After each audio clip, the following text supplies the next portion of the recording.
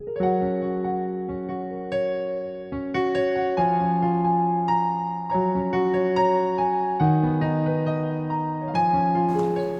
Bapak Ibu Saudara sekalian yang dikasihi dalam nama Tuhan kita Yesus Kristus. Apa kabarnya? Saya berharap kita sekalian masih diberikan kekuatan dan semangat untuk menghadapi kondisi kita saat ini. Namun kita patut bersyukur bahwa kita masih dapat berjumpa kembali di tayangan kesayangan kita, yaitu Firman-Mu Pelita Bagi Hidupku.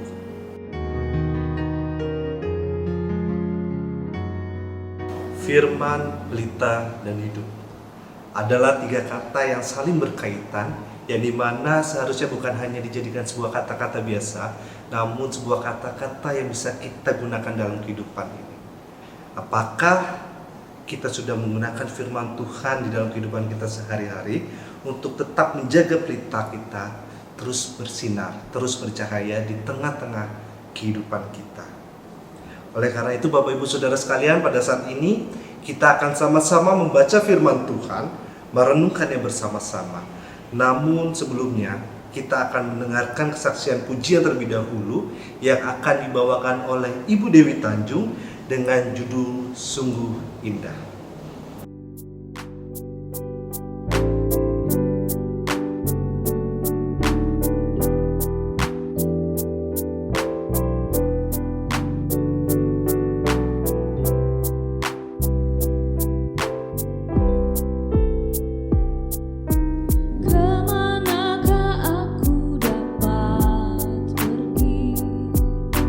Menjauhi roh-Mu yang suci.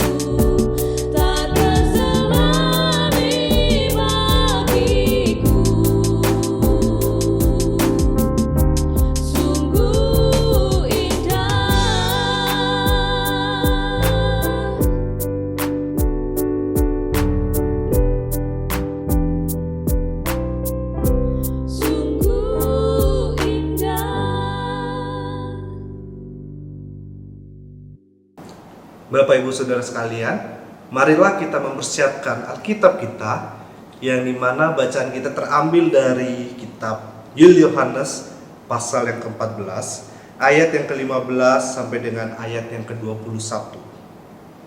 Kita baca kembali dari kitab Yohanes 14 ayat yang ke-15 sampai dengan ayat yang ke-21. Apabila kita sudah mendapatkannya, biar Alkitab kita tetap terbuka dan marilah kita satu dalam doa kita berdoa. Bapa, kami mengucap syukur Tuhan atas segala penyertaan-Mu dalam kehidupan kami. Bahkan pada saat ini Tuhan, kami masih dimampukan untuk bersama-sama berkumpul di tempat kami masing-masing dengan menyatukan hati kami untuk bersama-sama mendengarkan firman-Mu Tuhan. Ya Tuhan, namun kami sadar dan teringat bahwa kami hanyalah manusia biasa yang lemah Tuhan. Oleh karena itu Tuhan, kami memohon untuk Tuhan hadir di dalam tengah-tengah peribadahan kami pada saat ini, sehingga kami mengerti dan kami paham dan kami pada akhirnya mampu untuk melakukannya di dalam kehidupan kami hari lepas hari. Ini kami Tuhan, anak-anak-Mu yang telah siap untuk mendengarkan firman Tuhan. Di dalam nama Tuhan Yesus kami berdoa dan mengucap syukur. Amin. Pembacaan Alkitab Yohanes 14 ayat yang ke-15 sampai dengan ayat yang ke-21 yang menyatakan Yesus menjanjikan penghibur. Jikalau kamu mengasihi aku, kamu akan menuruti segala perintahku. Aku akan meminta kepada Bapa, dan Ia akan memberikan kepadamu seorang penolong yang lain, supaya Ia menyertai kamu selama-lamanya, yaitu Roh kebenaran. Dunia tidak dapat menerima Dia, sebab dunia tidak melihat Dia dan tidak mengenal Dia. Tetapi kamu mengenal Dia, sebab Ia menyertai kamu dan akan diam di dalam kamu. Aku tidak akan meninggalkan kamu sebagai yatim piatu. Aku datang kembali kepadamu. Tinggal sesaat lagi dan dunia tidak akan melihat aku lagi. Tetapi kamu melihat aku, sebab aku hidup dan kamu pun akan hidup. Pada waktu itulah kamu akan tahu bahwa aku di dalam Bapa-Ku dan kamu di dalam aku dan aku di dalam kamu. Barang siapa memegang perintahku dan melakukannya, dialah yang mengasihi aku. Dan barang siapa mengasihi aku, ia akan dikasihi oleh Bapa-Ku, dan aku pun akan mengasihi dia dan akan menyatakan diriku kepadanya. Demikian pembacaan Alkitab. Shalom Bapak Ibu Saudara sekalian, senang rasanya kita berjumpa kembali di acara kita Firman-Mu Pelita bagi Hidupku. Bapak Ibu Saudara sekalian, pada saat ini kita sama-sama sedang memperingati atau sedang merayakan hari kenaikan Tuhan Yesus. Oleh karena itu pada saat ini juga kita akan sama-sama merenungkan dan menghayati apa makna di balik kenaikan Tuhan Yesus di dalam kehidupan kita. Bapak Ibu Saudara sekalian yang dikasihi dalam nama Tuhan kita Yesus Kristus, untuk mengawali perenungan kita ada sebuah cerita terlebih dahulu, yang dimana ada seorang anak kecil yang sedang masih di dalam sekolahnya, kalau sekarang masih disebut TK ya, masih di TK, yang dimana dalam sekolahnya tersebut dia sudah mulai masuk di dalam sebuah kelompok bermain, yang dimana kelompok bermain ini ditujukan untuk si anak ini agar tidak terbiasa lagi untuk ketergantungan ketika sekolah. Dia hanya bisa tuh ketika ditemani oleh orang tuanya. Nah, jadi dengan itu di dalam kelompok bermainnya ini diwajibkan untuk anak-anak mulai dilepas oleh orang tuanya. Kita sama-sama sering lihat kalau masih banyak anak-anak yang bersekolah itu masih ditemani oleh orang tuanya kan. Nah, program inilah yang ditujukan untuk supaya anak-anak udah mulai bisa makin dewasa lagi. Nah, Bapak Ibu Saudara sekalian dikasih dalam nama Tuhan kita Yesus Kristus, di dalam programnya itu ternyata sang anak di hari pertamanya justru setelah pulang dia mengatakan ke orang tuanya bahwa ia sudah tidak mau bersekolah lagi. Jujur ini sangat mengagetkan bagi kedua orang tuanya.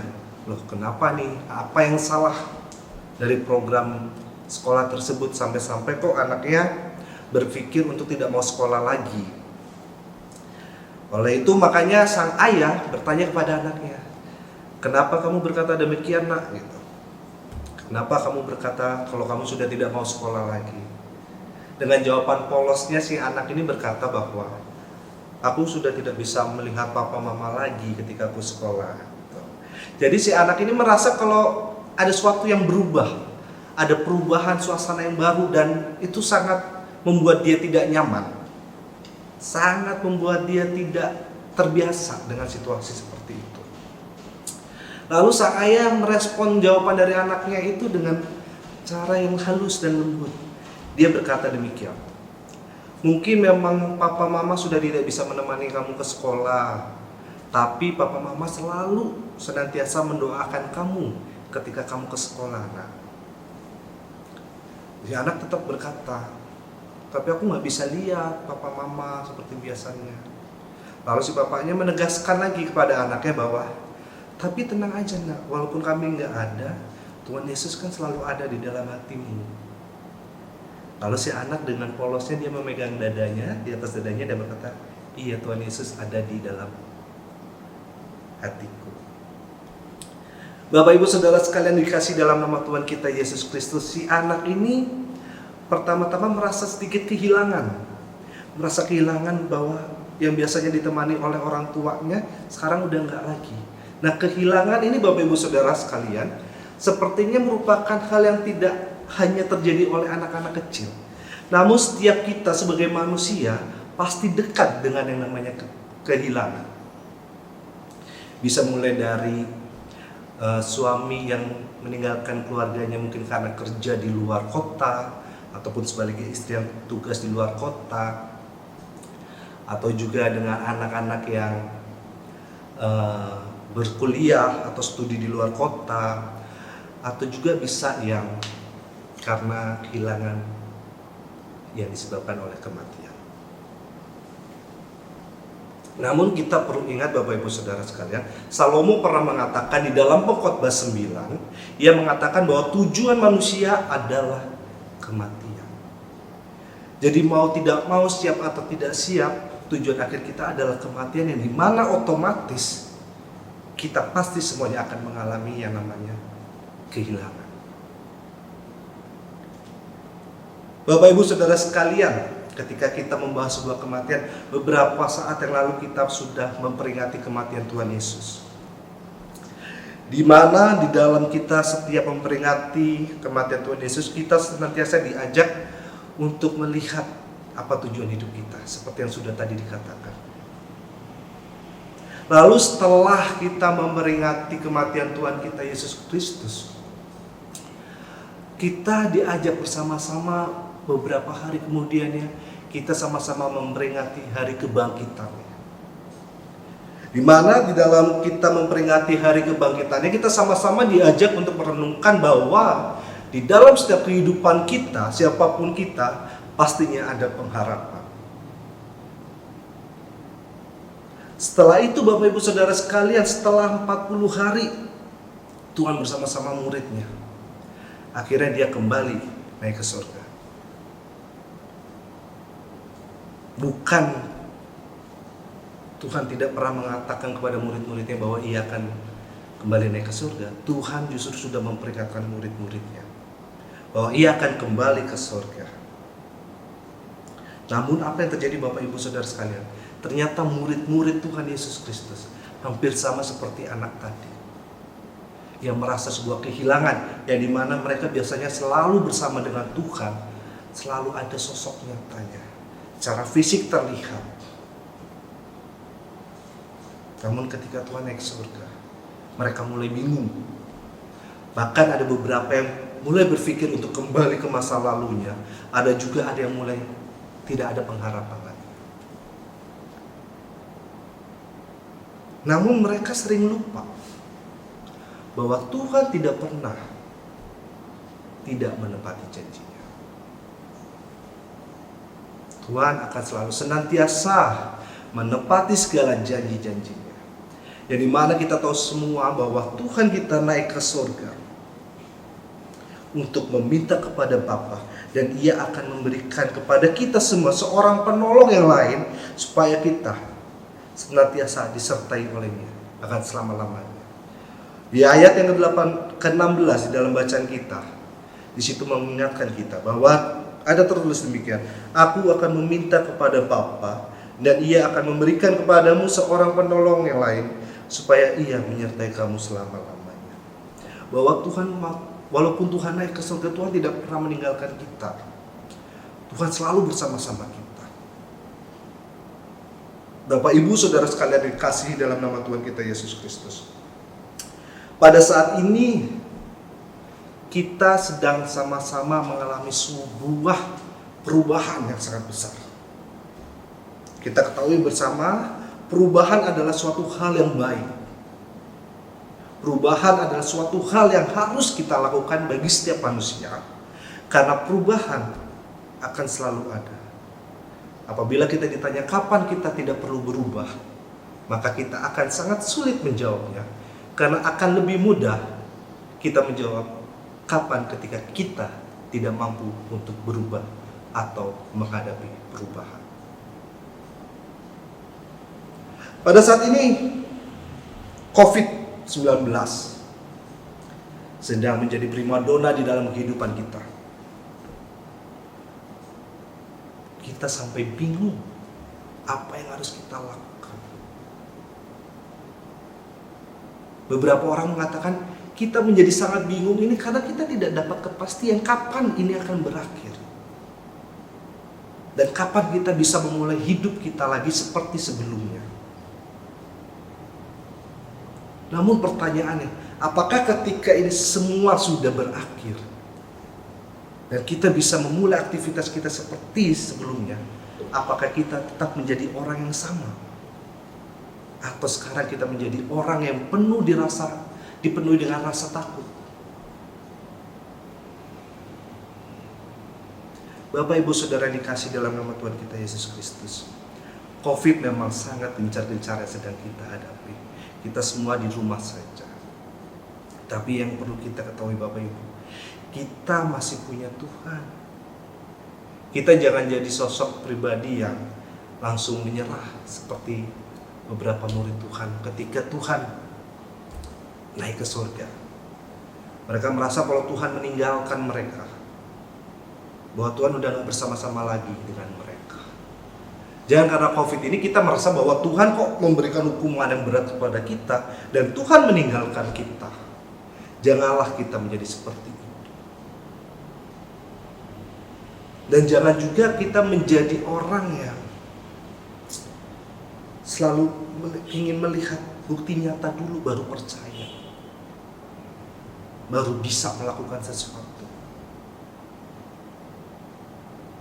Karena Tuhan selalu ada di dalam hati kita, seperti anak tadi katakan di awal cerita kita.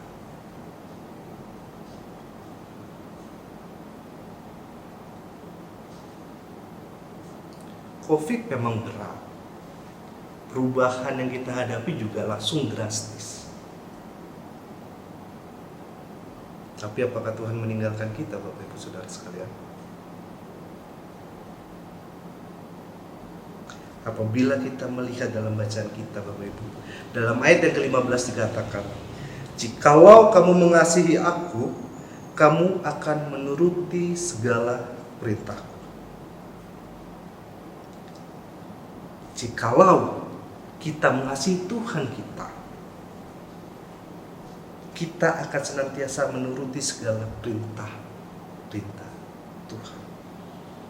Kita ingin diselamatkan, kita ingin terbebaskan. Kita ingin Tuhan senantiasa menepati janjinya untuk tidak meninggalkan kita dalam kondisi kita apapun, bahkan pada kondisi kita saat ini. Tapi ingat Bapak Ibu sekalian, jikalau kamu mengasihi aku,